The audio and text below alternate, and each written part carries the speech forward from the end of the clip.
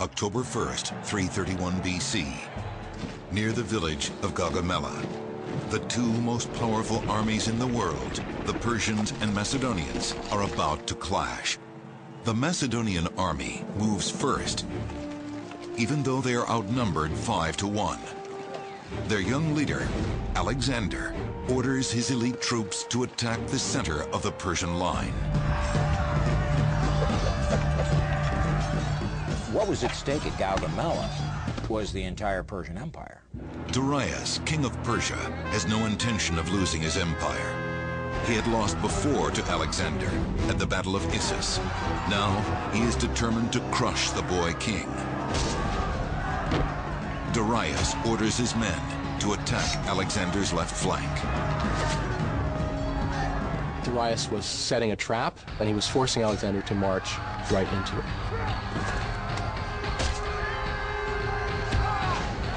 The Persian king orders the release of his most deadly weapons, war chariots designed to slice the enemy to pieces.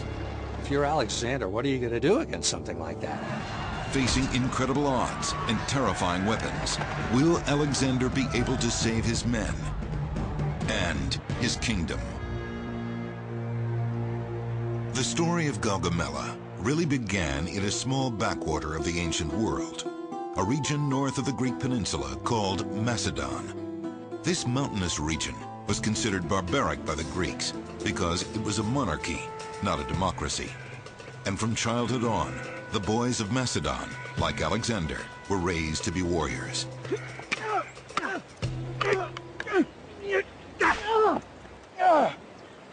No! Pali! Pali Nexarchis! Alexander was familiar with the great heroes of Homeric legend, and he came from a society that valued those heroes. They reveled in anything which demonstrated their personal courage.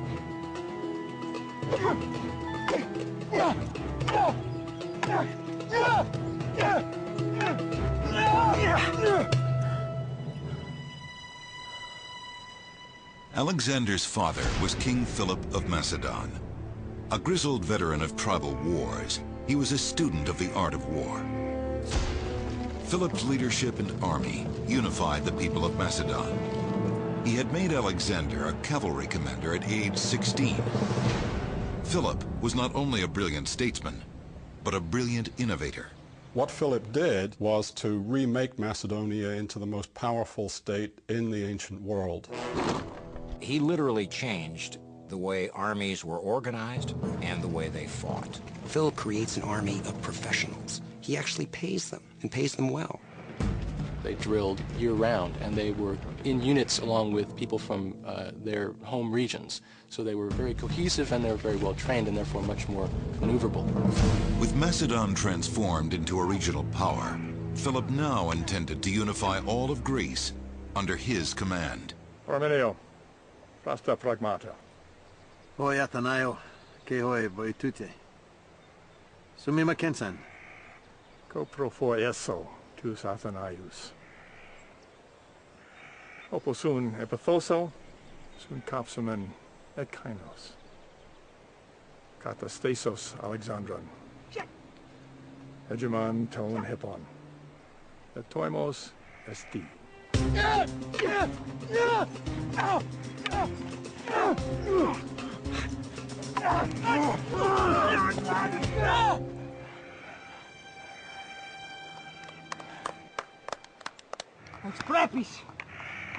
Alexander.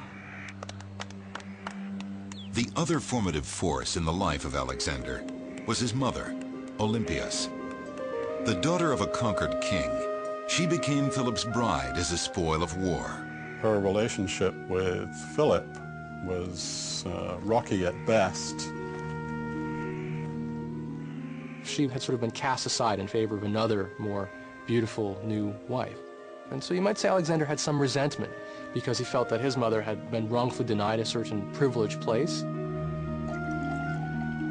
Olympias might even have feared that this new wife would produce a son, who Philip would then favor as his heir, rather than favoring Alexander. In 336 BC, destiny changed Alexander's life. when Philip of Macedon was assassinated. For Macedon and the young Alexander, this would mean one thing.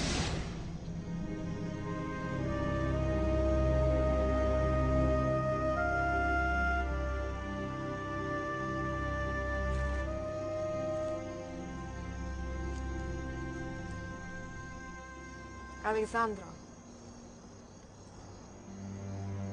Retermu technique. Nai. Allaho basileyoso.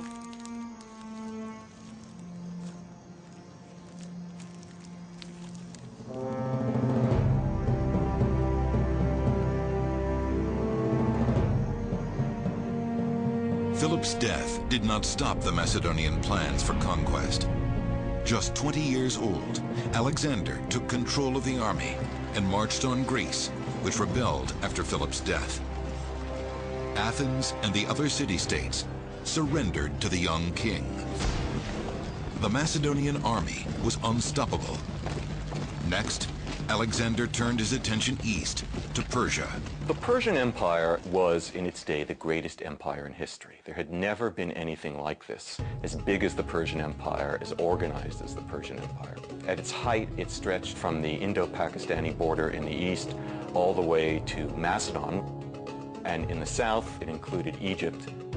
Persians and the Greeks had been at war in one way or another since about 550 BC, so for well over 200 years. Persia had invaded Greece, had conquered Macedonia, had burned Athens to the ground, had violated the temples of the gods.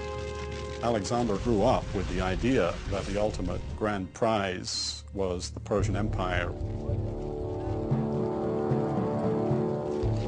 In 334 BC, Alexander led his army of 45,000 men east into the lands claimed by the Empire of Persia. Legend says that while marching through the center of present-day Turkey, Alexander visited a temple outside the town of Gordium.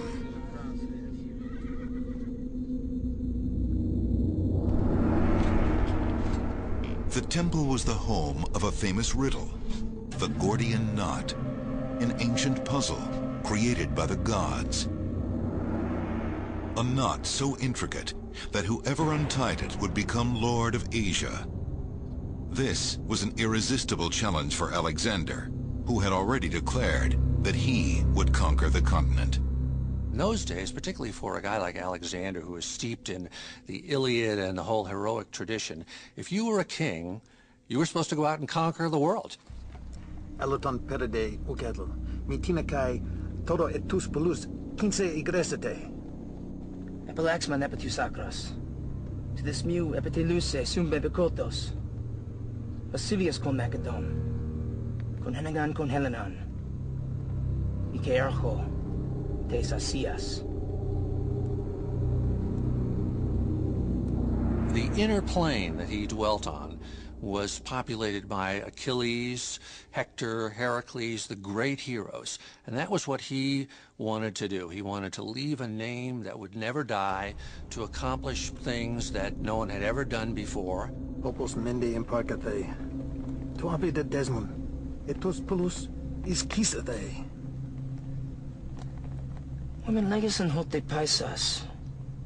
To Desmond Kaila Lusta Ife.